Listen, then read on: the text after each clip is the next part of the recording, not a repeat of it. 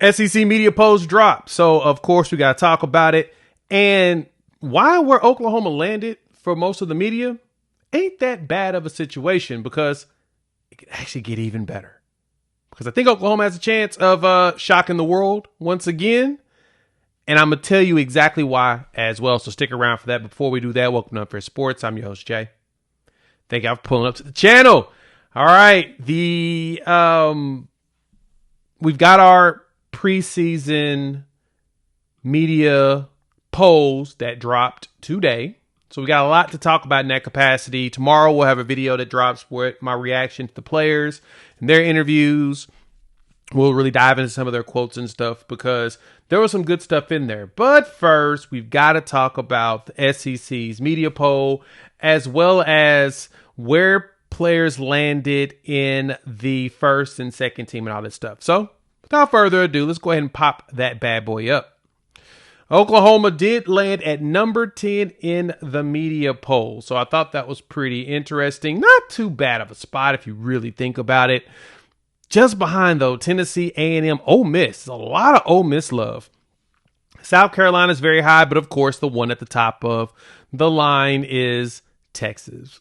Everybody's high on Texas. They feel like Texas is the team to beat.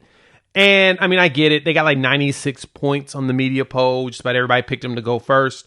Oklahoma got 3 picks to go win the conference championship. Vanderbilt had 2.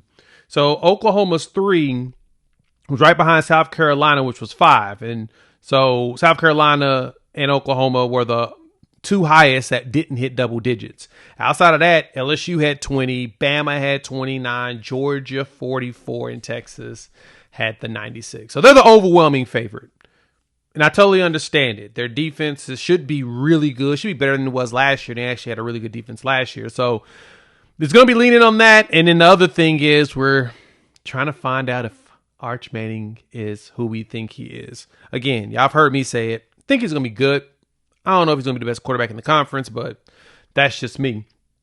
And it appears that I also was not off when it comes to that, because when we see the preseason all SEC teams, Lenore Sellers, Katavion Wisner. So see, Sellers is your starting quarterback. Wisner and Moss are your running backs. Moss from Texas A&M. Ryan Williams and Cam Coleman are the wide receivers. Makes sense. No Sooners made the list until second team, which when you saw Jaden Ott as the second running back, him and Caden Durham, in which I thought Durham was going to be the best back in the conference, with Ott right there next to him. So I think that's pretty accurate in my capacity. Then defense-wise, Oklahoma didn't have anybody show until R. Mason Thomas got second team. But that's mainly because defensive lines are very, very stout in the SEC. So I didn't object. Totally understood that. And then you had Ben Anderson make it for third team long snapper. So you had 3 SEC players.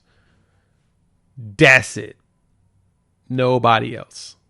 Let me know what y'all think. Hop in the comments. Let me know your thoughts. Me personally, like I said, I get it. The Oklahoma, people want to see Oklahoma do it. And since that's the case, we just need Oklahoma to do it. And I think we can. Again, I've told y'all, I am very bullish on this team, and I'm getting even more bullish. Last year, I gave you my concerns and my questions. There was more questions than concerns than the alternative concerns when everybody got hurt. This year, I think there's still some questions, but I don't think there's very many concerns whatsoever. A lot of people are seeing the experience, and they're liking it. You heard a lot about Oklahoma throughout the entire week in media days, because everybody's talked about it. If you follow us on social media, Unfair Sports, as well as Locked On Sooners, we did a lot of interviews, and the consensus was, hey, Oklahoma can shock some folks. But we've got to see it. Totally get that. But this is the reason why Oklahoma probably could shock some folks. So CBS Sports does this every year. They do their blue chip ratio. And when they drop the blue chip ratio, it basically gives you a idea of the teams that can make a national championship run.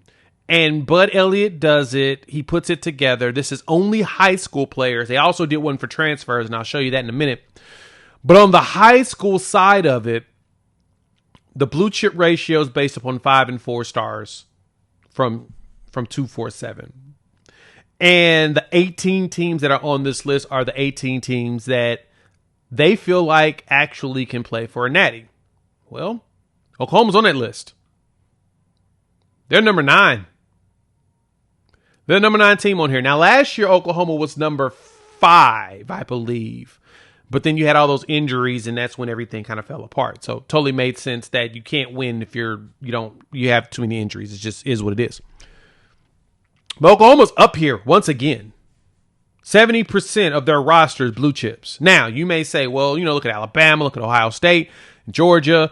They were all up there last year, too. Like, they were the top teams last season in the blue chip ratio, period.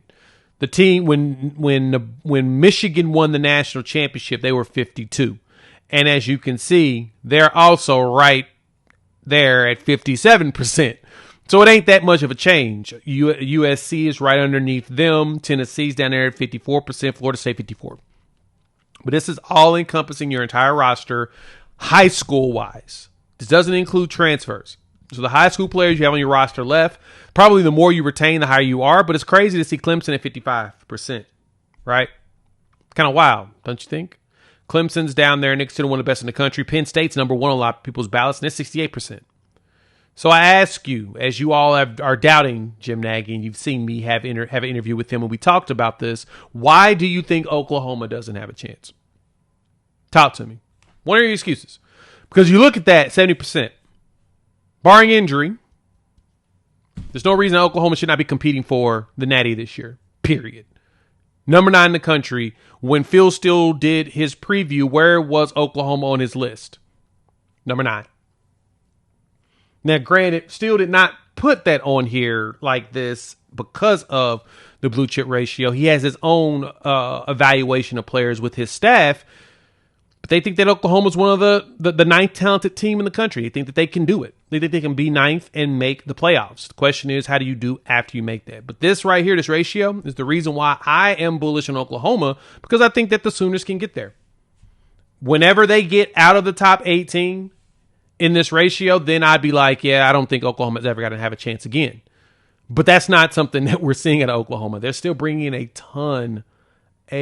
ton of blue chips each year. Yes, 26 has been slow. Now you talked about it. Overall, still good. So I ask you once again, why are you not believing in Oklahoma right now? Why get in the water? As my guy Red Dirt Sports would say. Red will tell you, get in the water. That right there is what you all have been looking for when it comes to Oklahoma competing. So I want to hear from y'all. Let me know what you think. Hop in the comments. I want to hear your thoughts. Every time I look at the roster, every time I go through everything, it points back to we got a lot of good players in the right spots this year. The offensive line is going to be a heck of a lot better. The offensive line should look more like the Alabama game throughout the entire season, especially because we should have 2 levels of that instead of just 1. When we were healthy, Auburn, Bama looked good, didn't we? The other game, we got hurt. Like within the first few snaps, somebody's coming out. Or they got hurt in the game, in the Auburn game and the Alabama game, and didn't play the next game. What I'm telling you is this team is built to do that. And if the blue chip ratio is that high for a Bama team, and we were able to beat them last year, they were up there again, up last year, up here this year, there's a chance. So you got to keep that in mind when it comes to looking at Oklahoma and that. Now, when you get to the transfer side, that's when things get a little squirrely for the Sooners. Transfer-wise, Oklahoma is sitting here, what's that, 12th in the country? Clemson's right behind them at 13. And Ohio State's at the top, blue chip ratio. And this is, again, the transfers when they transferred in. This is their rating when they were in high school. It's not their transfer rating, the rating that as a transfer, because there's not enough data for it. You don't know,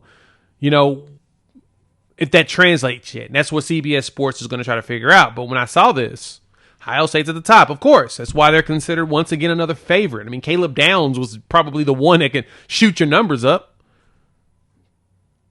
They got some good pieces. Bama's still up there. Georgia, Oregon, Texas is still up there. Oklahoma's down here at 56%.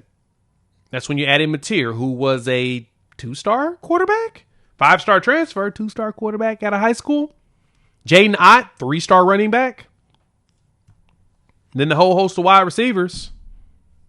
Don't know. I think Burks was a 3-star when he was a high schooler. So you got a lot of talented people. You just got to see if they translate here. Dominic Williams, 3-star.